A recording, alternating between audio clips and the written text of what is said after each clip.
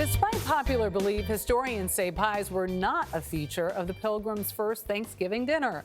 But in the years since, they've become the finishing touch at countless holiday meals.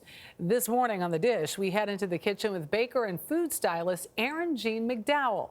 Her first book, 2017's The Fearless Baker, was one of the New York Times best baking books of the year.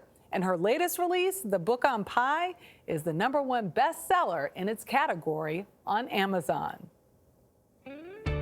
It's a pumpernickel pie crust with sesame seeds, avocados, lemon juice, and some chili flakes to get a little spice. Double crust chicken pot pie, because the crust is only on the top. That is my favorite apple pie. These are mixed berry hand pies.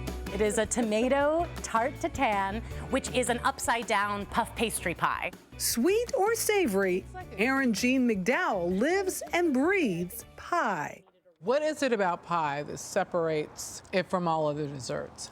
Well, I grew up eating a lot of pie, so I think that there's definitely like a big pie making tradition in the Midwest. Pies are kind of a unique thing with this very flaky crust with a huge array of different fillings and a huge array of different toppings. And that's why I love them, is just because I've been around them so much. Pies were part of her childhood. She grew up making them in her grandmother's kitchen. My name is Erin. Jeanne is my middle name, and it's my grandma's name, which is why I use my full name and everything, because she's the one who taught me to make pie.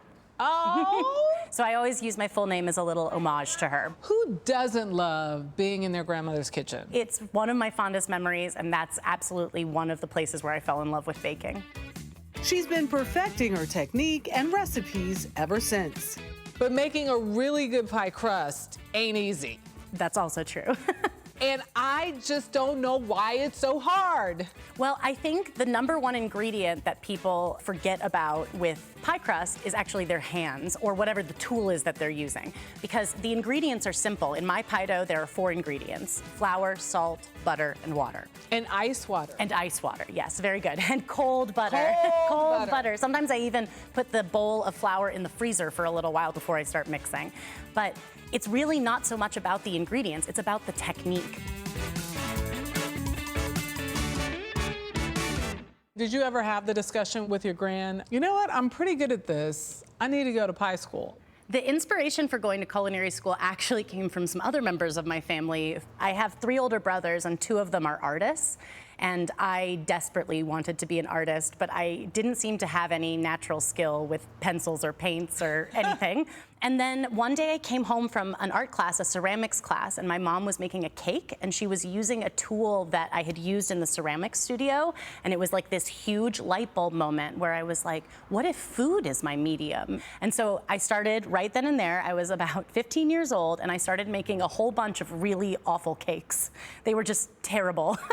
So McDowell decided to get some real-life training. After I got my first job in a bakery, I realized it is an art form. I could really do this. The summer after my senior year, when most kids are like, you know, hanging with their friends all the time, I was going to bed at 7 p.m. so that I could wake up in the middle of the night and go to work. But it was there that I realized, oh my gosh, I really love this. Which gave her the confidence to apply to the famed Culinary Institute of America. The first time I went with my parents to tour it.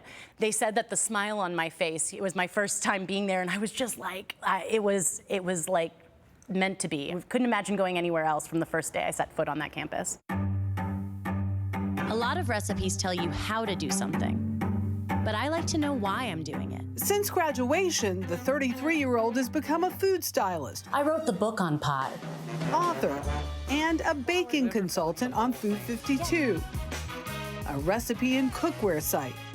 You have 2 cookbooks under your belt. What's next? I want to just keep teaching. So I love doing these videos. I'm trying to show the mistakes as well as showing the success. Oh my God, that is brilliant. I just want people to see, you know, recipes say, but don't overmix it. But what does overmixing look like? What is it? Because no one knows, and then they overmix it, right? I believe the mistakes are what get us to perfection. 100%.